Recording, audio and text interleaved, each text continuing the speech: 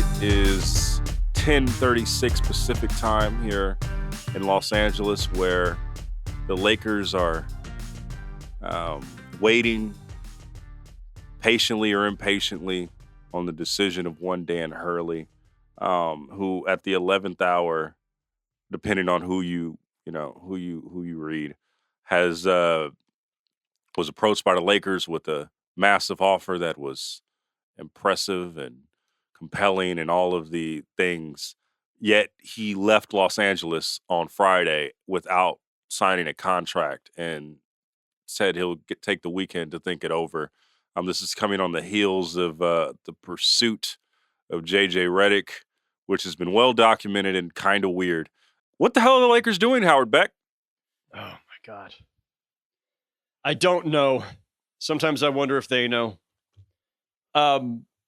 This has been a very... Kerm is crying, right? Kerm is in a very bad place right now. I'm sorry, Kerm. I really am. This has been among the more peculiar coaching searches we've seen, from the, JJ Redick candidacy to JJ Redick being kind of almost universally acknowledged and reported as being the front runner, to the 11th hour Dan Hurley, but he's been their top target all along. Huh? We didn't even hear about that. As many leaks as we've gotten from the Lakers over the years to just now, it's weird. It's all a little strange, and I'll just leave it at that. And so as we record this on Monday afternoon, I believe we are 20 minutes away now from what I think is when Hurley's supposed to make some sort of announcement. And I don't know what that's going to be, but let's assume he stays at UConn. I just don't see him going back to the East Coast and making it. I mean, we're speaking this really early. I just don't see him going all the way back to the East Coast to announce that he's going back to the West Coast. Depends on where the press conference is. It seems weird. I don't know. I don't know what the location may or may not have to do with it. It would be. I don't know. I just know that if he turns them down, if he stays put, and you've now made a big show of chasing him, we're going to blow him away. We want him to be a long-term coach who establishes a culture and a system and a continuity and and then you don't get him. Well, where does that leave them? But where does that also leave JJ Redick, if JJ was actually the front runner before? Now it looks like he's your second choice. How does that go over? Where does that leave Borrego? Is there some other dark horse that we don't even know about yet? Is Phil Handy just going to come out and just coach the team? Is that just what's going to end up happening? Phil Handy is going to come out. They're not going to have any candidates. Phil, come back. Somebody already beat me to this joke on Twitter, but Frank Vogel's available. So I can't see Kerm right now. I don't know how that went over. He's just giggling in the background. I laughed. It was funny, at least. I'll give you that. You let him do a championship. How do you fumble a coaching search this much, man? Because even the Hurley stuff, right? And we don't know if he's going to be the coach or not. But even the Hurley stuff, it seems like they're just grasping for straws, right? If you have been courting JJ Redick this whole time, first of all, why haven't you come to an agreement, right? And then you go to the hottest coach out there, who seems to be, at this point, the very least, just trying to gain leverage. What's going on? Here it is. What's up? Tweet from Mr. Breaking news on Real Ones right now. Breaking news. From Mr. Woj. Connecticut's Dan Hurley has turned down the Los Angeles Lakers' 6-year, $70 million offer and will return to chase a third straight national title, sources tell ESPN. That is fucking amazing. Kerm, right now, put the camera on Kerm. What is your reaction right now, Kerm? This franchise is a joke. I'm gonna keep it a beam, man. We can talk about how important it is, who's coaching Lakers, who isn't. It starts with the front office. I need the Buss family to sell the franchise. Get your billions, chill out, sell the franchise. Rob Pelinka, pack them up, get them out of here. Let's start new. Let's get a real front office in there so we don't have like what was the point of this? What's the charade of all of this? This is embarrassing. It's stupid. Now it doesn't matter who the coach is. They're still gonna come in there being like, well, I definitely wasn't the first option. If they don't get JJ Redick, I definitely wasn't the second option. This is embarrassing. That's all I'm saying. Wow. We're getting this all in real time. I'm glad we talked about it. There was some debate whether we should talk about this charade of a fucking coaching The timing search. ended up perfect. And now we're here. Now the timing ended up perfect. Howard, your thoughts right now in real time as you're gathering them. What's going on? Oh, man. What a mess. What a mess, especially because, and listen, people could say, oh, well, the Lakers didn't do this. This was just reports. Like, these reports came from somewhere, folks, and they came out for a reason. They made a big production of this, and now it's blown up. It's done. It's gone. And you're back to where you were. JJ Redick versus James Borrego versus, I don't know, whoever's behind curtain number 3.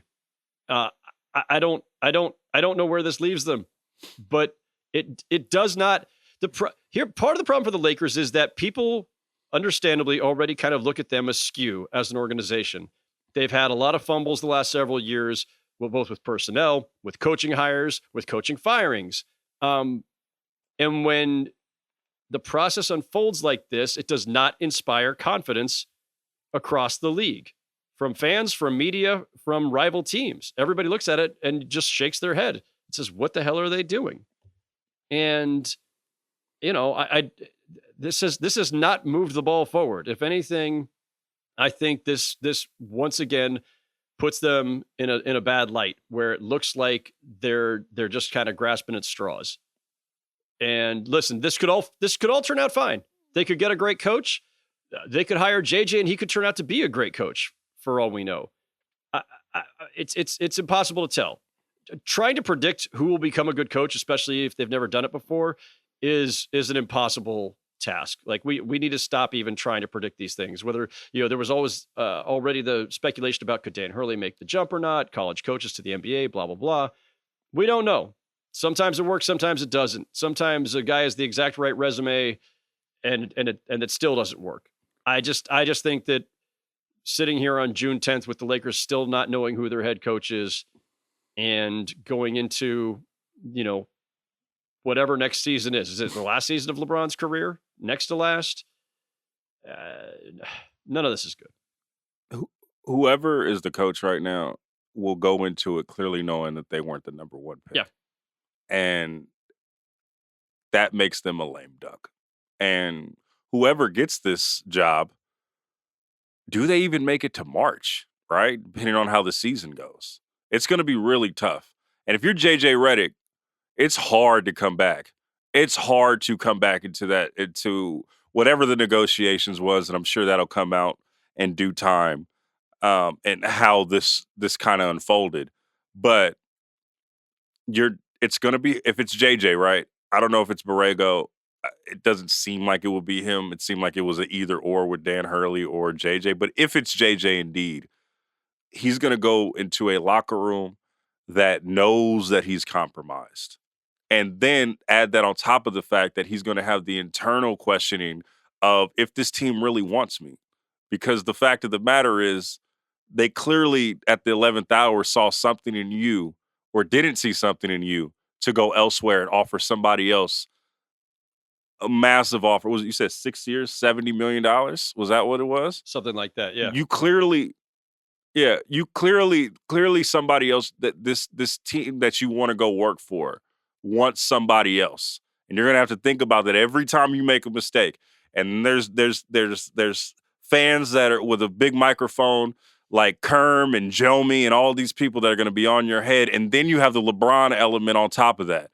It's going to be a tough go this is going to be pretty big. And I don't really want to speak in hyperboles, but this is going to have ramifications for some years. As long as LeBron is there, there's going to be that influence. There's going to be, because they can't get from under it, right? They're not going to, LeBron's not going anywhere, especially now. He's kind of emboldened, and they're probably going to get the guy that he likes. But more than anything, if it's JJ Redick, it is going to be a tough year to follow the Lakers. Sorry, Kerm.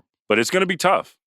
I mean, listen, they're going to be a circus next year, no matter what, though. Well, they always are. In terms of content, they're the Lakers. That's built in. But listen, if I'm JJ Redick and I'm sitting at the press conference tomorrow as the Lakers' new head coach, and you say like, hey JJ, there were reports that the Lakers threw this massive offer, Dan Hurley, who turned them down.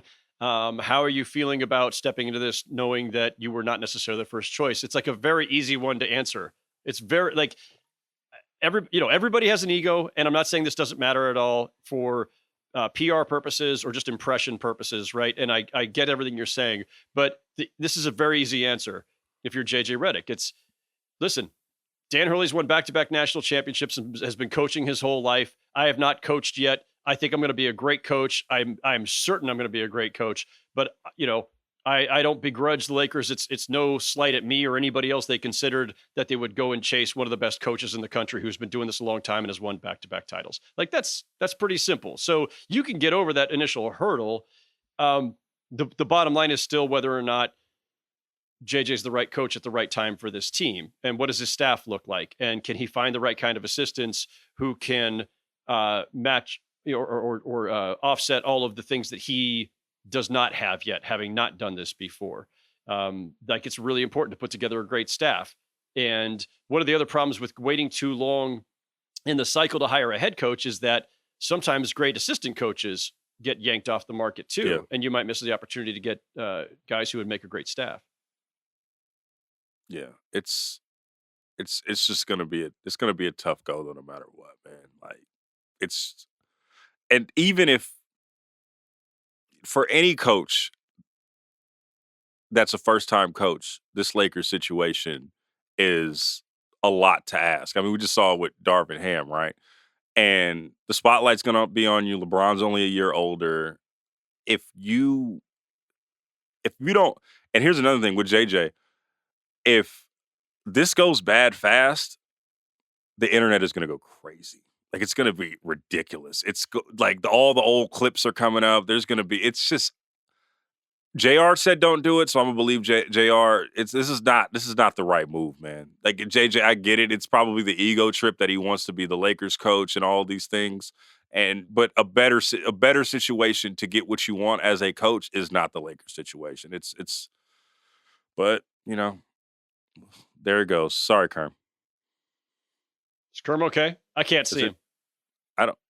Kerm's not okay. He's staring in the distance right now. I'm disassociating real fast. That's me right now. Yeah. His Sparks suck. His Lakers suck. Hey, it's tough right Sparks now. won last night. They did win last night. They beat the Aces last night. Let us have that.